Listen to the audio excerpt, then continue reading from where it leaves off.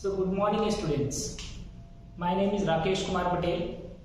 Today we are going to learn about quadratics equations.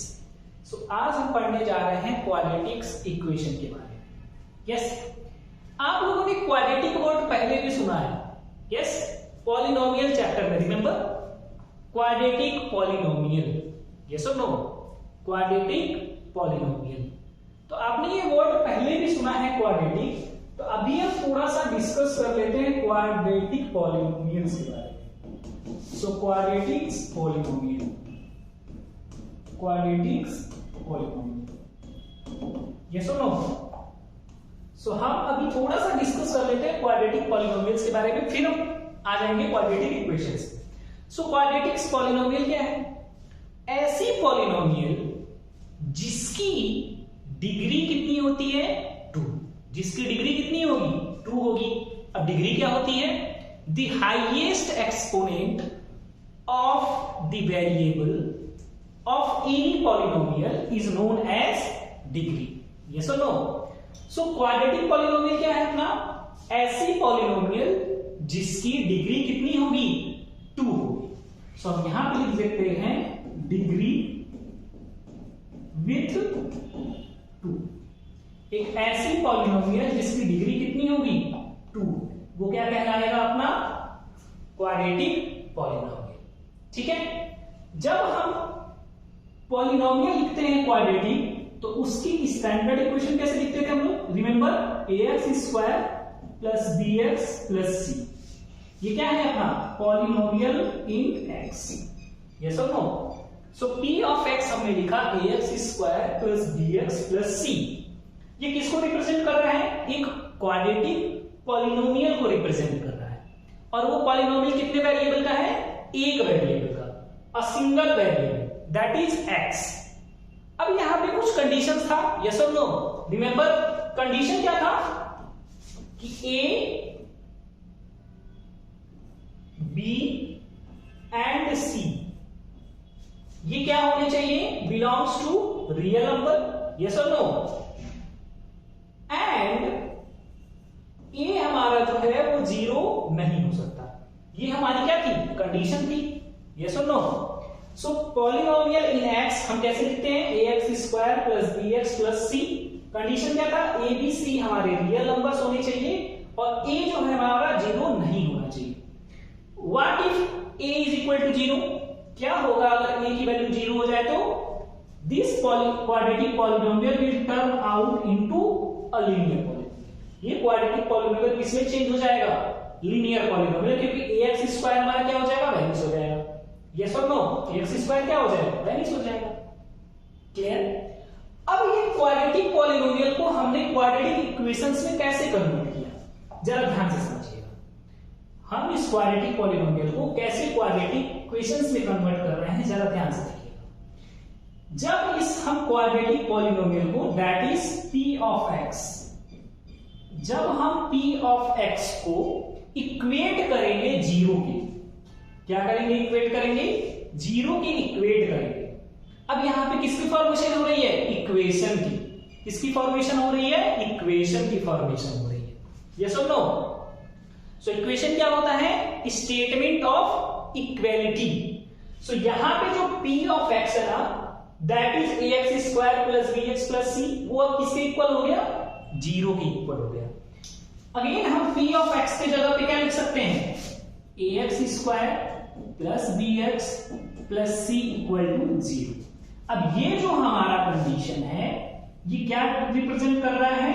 ये represent कर रहा है अपने का क्वाड्रेटिक इक्वेशन को. ये किसको रिप्रेजेंट कर रहा है? क्वाड्रेटिक इक्वेशन को रिप्रेजेंट कर रहा है. यस और नो? अभी तक जब हम g इक्वल टू 0 को रिमूव करेंगे तो ये क्या बन जाएगा? पॉलिनोमियल. कौन सा पॉलिनोमियल? Quadratic polynomial. जब हम इक्वल टू 0 के करेंगे तो ये क्या बन जाएगा? Quadratic equation. क्योंकि इसमें कौन सी साइन आ गई? इक्वल टू की साइन, और दोनों हमारे left hand side equal to right hand side. ये हमें क्या रिप्रेजेंट कर रहा है? Statement of equality. क्लियर है? सो ये जो हमारा एक्सप्रेशन है, इसको हम बोलते हैं standard equation of, standard equation of quadratic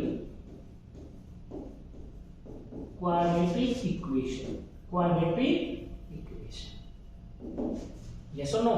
अब जो हमारा कंडीशन पॉलिनोमियल में था ना, वही कंडीशन हमारी क्या होगी, क्वाड्रेटिक इक्वेशन में भी होगी। कंडीशन क्या है, सेम है, कंडीशन हमारा चेंज नहीं होगा। एबीसी क्या कहलाएंगे, बिलोंग्स टू रियल नंबर, और ये हमारा जीरो नहीं हो सकता। क्लियर है, यस और नो। अब जरा ध्यान से समझिएगा, अब मैं कुछ एग्जांपल लिखता हूं। So let's write an example, example में मैंने लिखा x square plus 7x plus 12 equal to 0, 12 equal to 0। अब ये जो हमारा एक्सप्रेशन है, तो कौन सा एक्सप्रेशन है, क्वाड्रेटिक इक्वेशन है। ये क्या है, quadratic equation, ax square plus 7x plus 12 equal to 0। ये क्या है, हमारा क्वाड्रेटिक इक्वेशन है। यस, जब हम इसको कंपेयर करेंगे, कंपेयरिंग विथ स्टैंडर्ड इक्वेशन, जब हम कंपेयर करेंगे स्टैंडर्ड इक्वेशन से,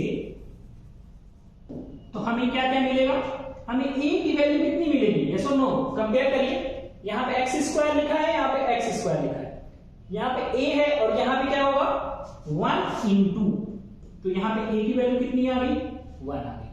अगेन bx को कंपेयर करेंगे 7x से, तो क्या आ जाएगी b की वैल्यू आ जाएगी 7, एंड c की वैल्यू कितनी हो जाएगी, c की वैल्यू यू कैन सी 12, क्या होगा 12, c की वैल्यू क्या होगी 12 होगी, यस और नो। ये क्या हो गई 12, क्लियर है। अब ये जो a है, b है, c है, इसका यूज हम फर्दर करेंगे, ठीक है, जब हम कौन सा, जब हम इनके रूट्स को फाइंड करेंगे, तो वहां पे ये मेजर रोल प्ले करते हैं, a, b and c। Clear.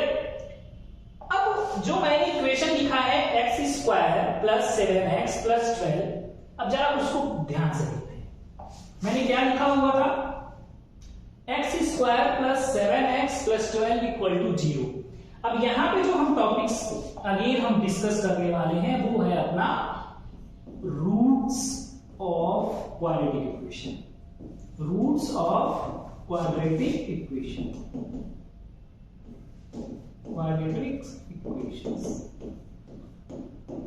अब हम क्वाड्रेटिक इक्वेशन के रूट्स कैसे फाइंड करेंगे, ये इसके बारे में पढ़ते हैं। अब इससे पढ़ने से पहले सबसे पहले हम डिस्कस करेंगे रूट्स।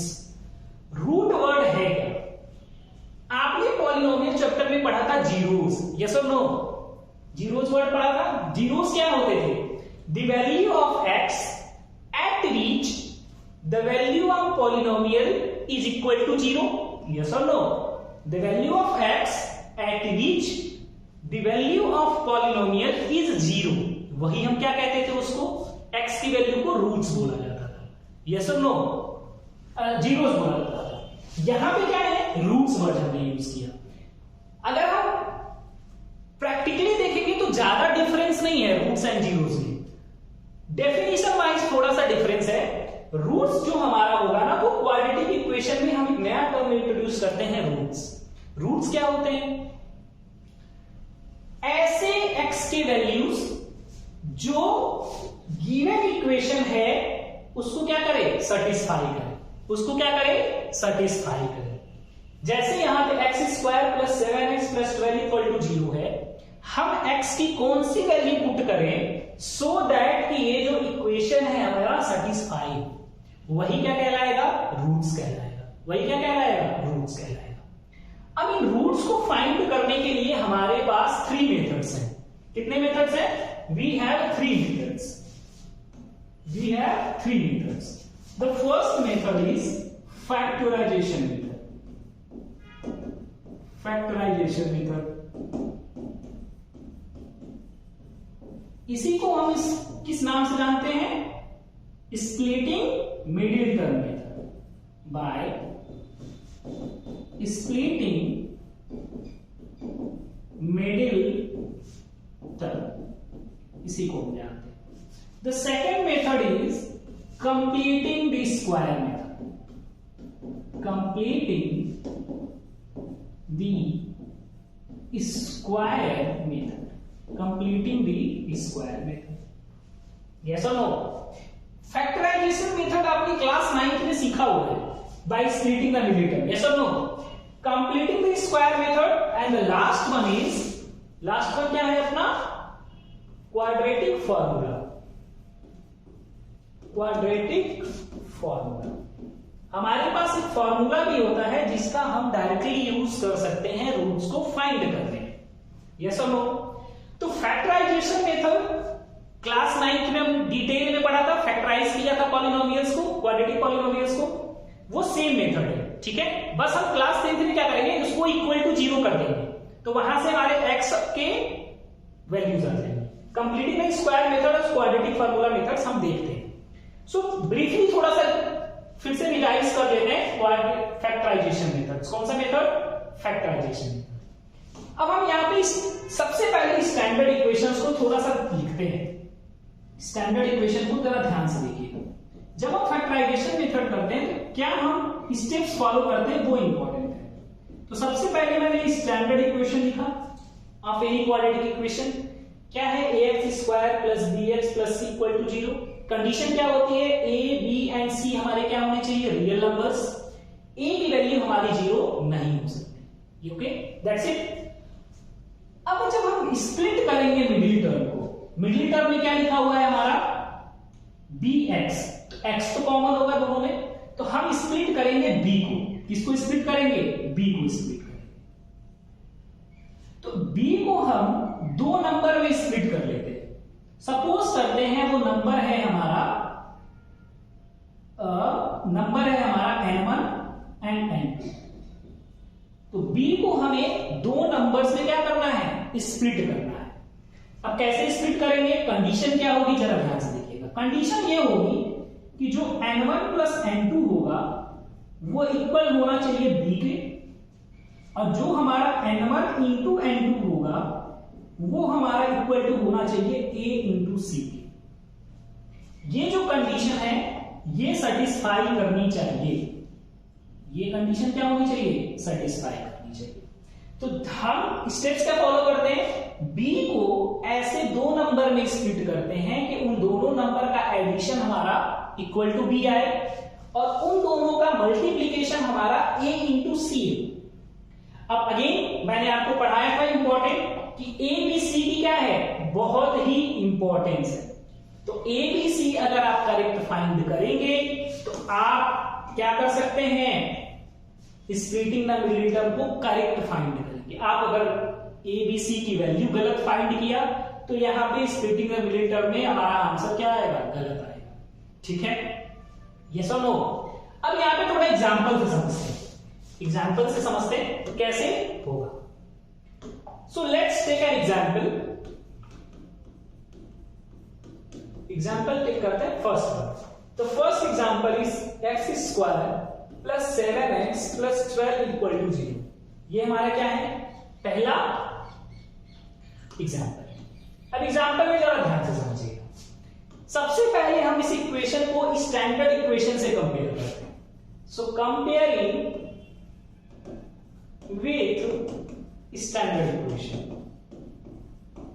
standard equation। अब स्टैंडर्ड इक्वेशन क्या है अपना? ax square plus bx plus c equal to 0। तो जब हम कंपेयर करेंगे तो हमें क्या मिलेगा? We get what? x की a की वैल्यू कितनी हो जाएगी? 1, b की वैल्यू कितनी हो जाएगी? 7 एंड c की वैल्यू कितनी हो गई? 12। c की वैल्यू कितनी हो गई? 12। अभी हमने वहां पे डिस्कस किया था, क्या डिस्कस किया था? b को हम ऐसे दो टर्म्स में स्प्लिट करेंगे कि दोनों का सम आ जाए b और दोनों का मल्टीप्लिकेशन हो a इंटू c। तो हम दो टर्म्स चूज करेंगे n1 प्लस n2।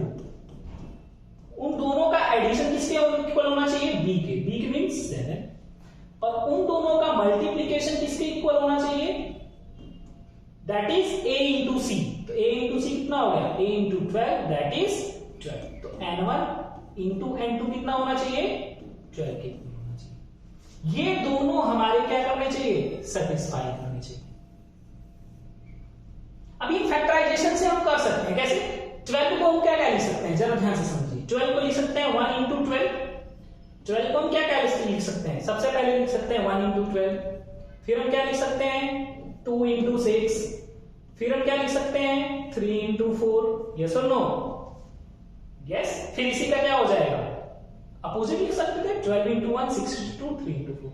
अब अगर ध्यान से देखेंगे इस नंबर को क्योंकि यहां पे 1 प्लस 12 करेंगे तो आंसर 7 नहीं होगा 2 प्लस 6 करेंगे आंसर 7 नहीं होगा 3 प्लस 4 करेंगे तो आंसर क्या हो जाएगा 7 यस और नो। सो यहां से पता चला कि हमारे जो दो टर्म्स थे वो कौन कौन से थे 3 एंड 4 थे। ये जो सारा जो ये लिखा हुआ है ना ये हम करेंगे होमवर्क में ये हम कहां करेंगे अपने साइड वाले पेज पे ठीक है यहां पे रफ पेज पे क्लियर। अब जरा ध्यान से देखते हैं तो अब मेरे पास इक्वेशन क्या था x square plus 7x plus 12 equal to 0 तो मैंने क्या लिखा x स्क्वायर प्लस 7 को मैंने लिख दिया 3 plus 4 and x plus 12 equal to 0 x square plus 3 plus 4 x plus 12 equal to 0। अब यहां से क्या बना यहां से हमारे क्या बना x square plus 3x plus 4x plus 12 equal to 0।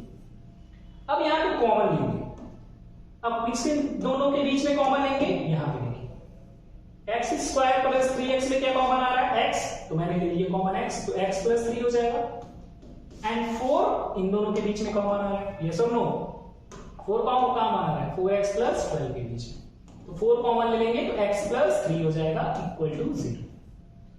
Again आप ध्यान से देख रहे हैं दोनों टर्म में कॉमन क्या है x plus 3 and x plus 3। Again देखिए x plus 3 and x plus 3 दोनों टर्म्स में कॉमन है तो अब हम कॉमन लेंगे x प्लस 3 को। जब हम x प्लस 3 को कॉमन लेंगे यहां से x प्लस 3 कॉमन लिया तो क्या बचा x और x प्लस 3 यहां से कॉमन लिया तो क्या बचा 4 इक्वल टू 0। अब यहां पे देख रहे हो कि दो नंबर्स का मल्टीप्लीकेशन क्या है 0 है तो इसका मतलब क्या हुआ कि x प्लस 3 की वैल्यू क्या होगी 0 यस एंड x प्लस 4 की भी वैल्यू क्या होगी 0 तो यहां से वैल्यू आ गई क्या x की वैल्यू आ गई -3 और यहां पे x की वैल्यू आ गई -4। सो ये जो x की वैल्यू हमारी दो आई है ये दोनों क्या कहलाएंगी रूट्स ऑफ क्वाड्रेटिक इक्वेशन। सो ये जो मेथड था ये हमारा पूरा मेथड क्या था रूट्स फाइंड करने का। ये जो पूरा मेथड है क्या है रूट्स फाइंड करने का। और ये कौन सा मेथड है बताइए कौन सा मेथड है ये हमारा है स्प्लिटिंग द मिडिल टर्म या इसी को बोलते हैं फैक्टराइजेशन मेथड। क्लियर इसी को क्या बोलते हैं फैक्टराइजेशन मेथड। फैक्टराइजेशन आपने क्लास 9 में सीखा है well and good yes polynomials को फैक्टराइज करना सीखा था क्लियर। अब हमने पढ़ा फैक्टराइजेशन मेथड। हमारा जो सेकंड मेथड था जरा आप ध्यान से देखेंगे तो क्या था completing the square method. Completing the square method I think CBSE के सिलेबस से हटा दिया गया है यस बसो। तो कंप्लीटिंग द स्क्वायर मेथड क्या है सीबीएसई के सिलेबस से हटा दिया गया है। फिर भी हम कंप्लीटिंग द स्क्वायर मेथड को एक बार डिस्कस कर लेते हैं ओके। अब कंप्लीटिंग द स्क्वायर मेथड को कैसे डिस्कस करेंगे जरा ध्यान से समझिएगा। अब हम डिस्कस करने जा रहे हैं completing the square method. Completing the square method. अब हम बेसिक से शुरू करते हैं कंप्लीटिंग द स्क्वायर मेथड से और कंप्लीटिंग द स्क्वायर मेथड हम सॉल्व करते करते कहां पहुंच जाएंगे क्वाड्रेटिक फॉर्मूले पे ठीक है। तो सबसे पहले हम लेते हैं अपना स्टैंडर्ड इक्वेशन। सबसे पहले हम बात करेंगे अपनी स्टैंडर्ड इक्वेशन से शुरुआत करेंगे ठीक है। स्टैंडर्ड इक्वेशन क्या होगा अपना ax square plus bx plus c equal to 0 ये सब नो ये क्या होती है स्टैंडर्ड इक्वेशन। अब कंप्लीटिंग द स्क्वायर मेथड का जो सबसे पहला स्टेप है वो क्या होना चाहिए वो है कि कोफिशिएंट ऑफ एक्स स्क्वायर हमेशा 1 होना चाहिए। कोफिशिएंट ऑफ एक्स स्क्वायर क्या होना चाहिए? 1 होना चाहिए। बट स्टैंडर्ड इक्वेशन में देखेंगे तो कोफिशिएंट ऑफ एक्स स्क्वायर कितना है? a है। तो इसको 1 बनाएंगे। 1 कैसे बनेगा? जब हम ax स्क्वायर को a से डिवाइड करते हैं, यस और नो? पर हम अगर a से डिवाइड करेंगे तो हमें सब टर्म्स में a का डिवीजन करना पड़ेगा। तो हम सबसे पहले a से डिवाइड करेंगे। a से क्या करेंगे? डिवाइड करेंगे सारे टर्म्स को। 0 पे a से करेंगे तो सिमिलरली 0 ही बन जाएगा। अब यहां पे आप ध्यान से देख रहे हैं तो a से a क्या हो गया? कैंसिल। अब ये क्या बना अपना? X square plus b by a x plus c by a equal to 0। Clear? अब नाम जरा ध्यान से समझिए, क्या लिखा हुआ? Completing the square method. यहां पे हम एक स्क्वायर कंप्लीट करेंगे। अब स्क्वायर कंप्लीट करेंगे कैसे? जरा ध्यान से देखिए। अब मैं यहां पे थोड़ा फार्मूला को डिस्कस कर लेते हैं। हमें पता है x प्लस वाई का होल स्क्वायर जो होता है तो क्या होता है? X square plus 2xy plus y square. Again x minus y का होल स्क्वायर भी कितना होगा? X square minus 2xy plus y square. अगर आप ध्यान से देखेंगे तो अगर हमें ये तीनों टर्म्स मिल रहे हैं तो हम उनको क्या लिख सकते हैं? x प्लस वाई का होल स्क्वायर। सिमिलरली अगर ये तीनों टर्म्स लिखे हुए हैं तो हम उनको रिप्लेस किससे कर सकते हैं? x माइनस वाई का होल स्क्वायर। यही प्रोसेस हम यहां करने वाले हैं। कैसे? आपको x स्क्वायर कॉमन दिख रहा है, x स्क्वायर यहां भी, x स्क्वायर यहां भी, तो फार्मूले से मैच कर रहा है। यहां पे x लिखा हुआ है, एक और x, तो यहां पे ये दोनों टर्म्स क्या है? मिल रही है आपको? यस और नो? यहां पे जो थर्ड टर्म है y स्क्वायर, यहां पे वो नहीं मिल रहा है। हम उसको क्या करेंगे?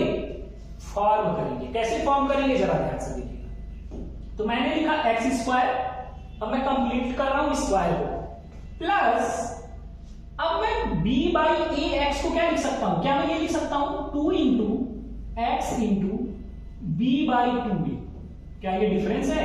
नहीं, क्योंकि 2 और 2 क्या हो जाएंगे? कैंसिल आउट हो जाएंगे। तो एक्चुअली क्या लिखा हुआ है? bx upon a। यस और नो? तो ये क्या बना? X square plus 2xy। तो y की वैल्यू क्या आई?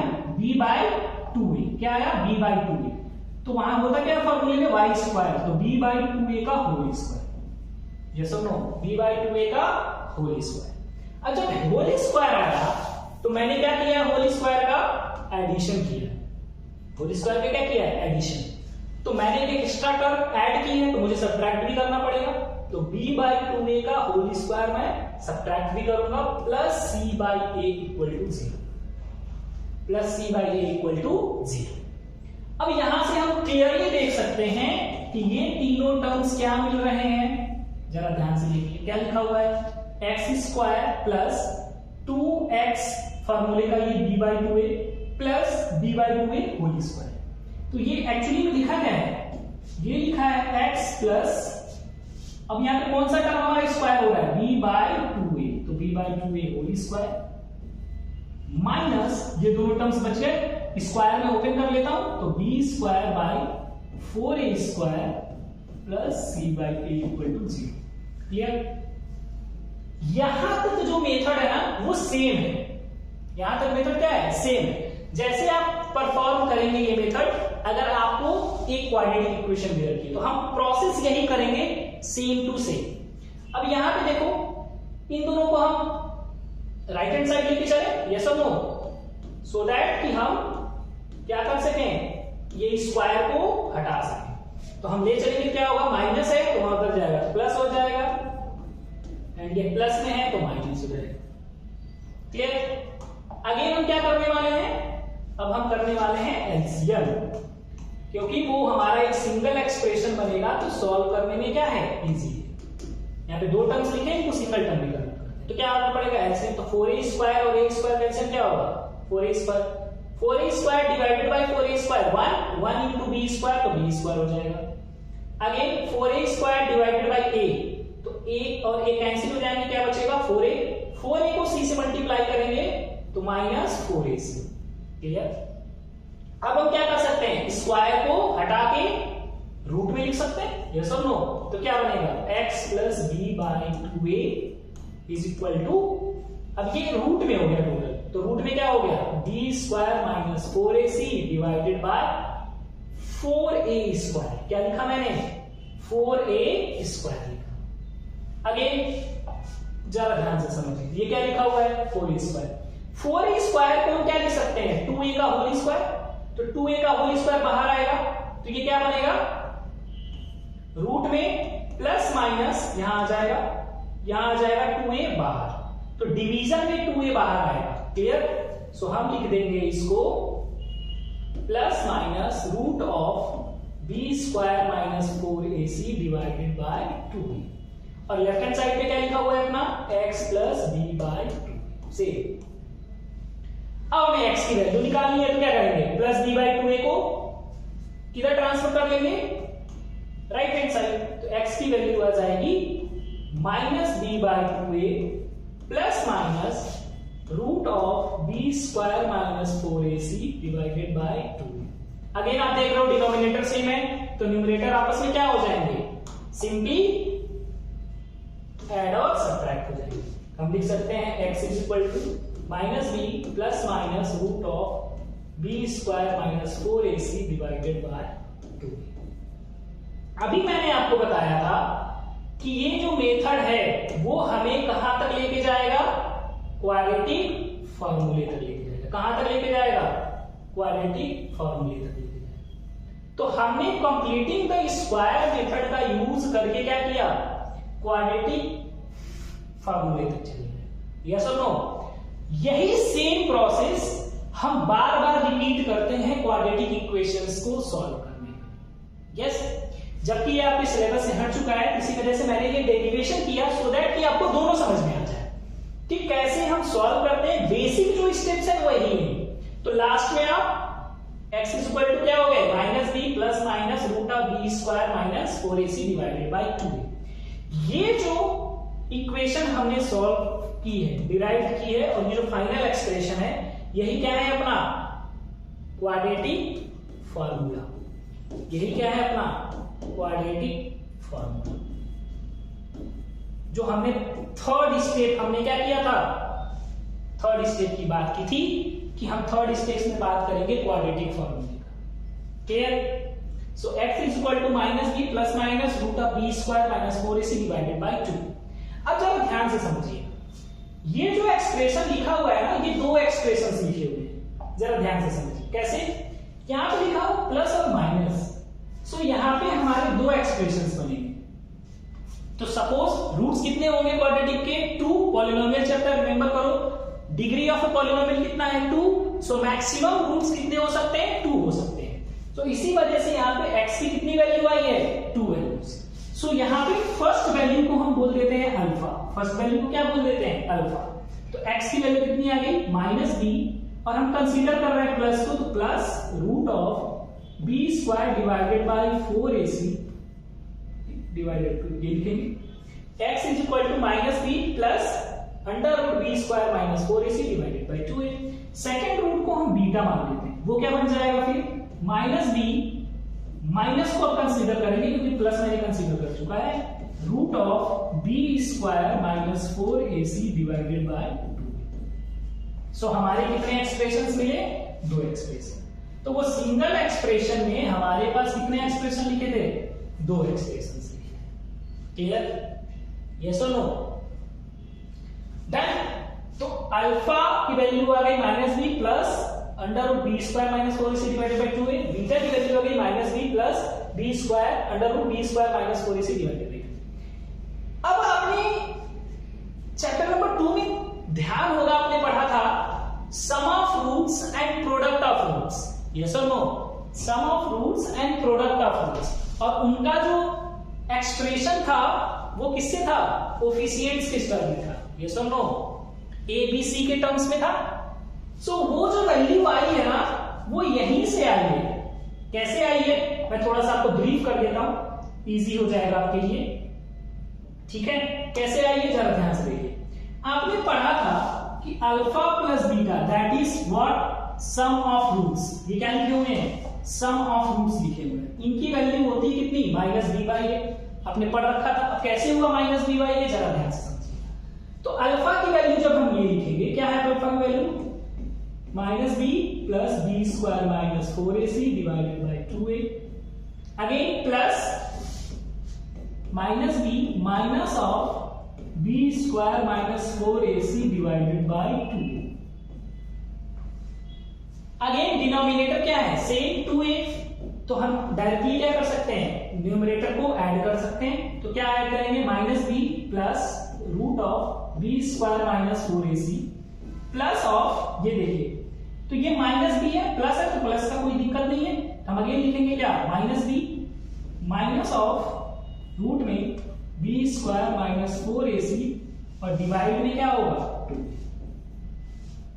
अगर आप ध्यान से देखेंगे तो यहां पे कुछ कैंसिल हो रहा है, क्या, प्लस का minus under root b square minus 4ac और माइनस का under root b square minus 4ac cancel out हो गया। माइनस बी और माइनस बी ऐड होकर क्या बन जाएंगे, माइनस 2b और डिवाइड में हमारा क्या लिखा है 2a, तो 2 से 2 क्या हो गया, कैंसिल, और फाइनल आंसर क्या हो गया, माइनस बी बाई। सो इसी वजह से हम डायरेक्टली पॉलिनोमियल चैप्टर में क्या लिखे थे हम लोग, sum of roots that is alpha plus beta, जो इक्वल होगा माइनस बी बाई ए के इक्वल होगा, माइनस बी बाई ए के इक्वल होगा, यस और no, minus b by a के इक्वल होगा।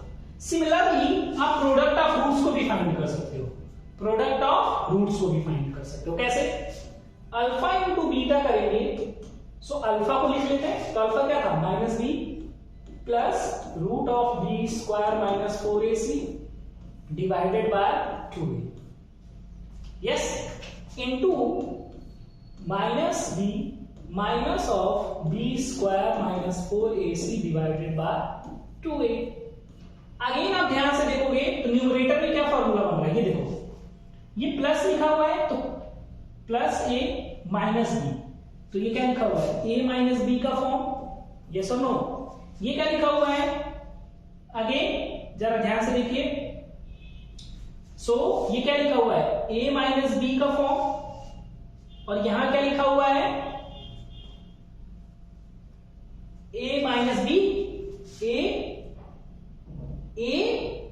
इसको हम ए मानेंगे तो प्लस बी और ए माइनस बी, तो दोनों का फॉर्मूला क्या बना, अब हमको एक्सप्रेशन पता है क्या होता है, a square minus b square, तो a square minus b square करेंगे तो क्या होगा, माइनस बी का होल स्क्वायर, तो माइनस बी का होल स्क्वायर बी स्क्वायर मिल जाएगा, यस और नो।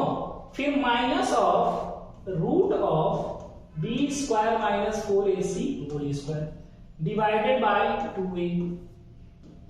अब कैंसिल आउट करते हैं, कैसे, बी स्क्वायर माइनस, अब ये जो अंडर रूट है वो कैंसिल आउट हो जाएगा, क्या बचेगा, माइनस बी स्क्वायर, अंदर की साइन चेंज होगी क्योंकि ब्रैकेट के बाहर माइनस है, तो plus 4ac divided by 2a।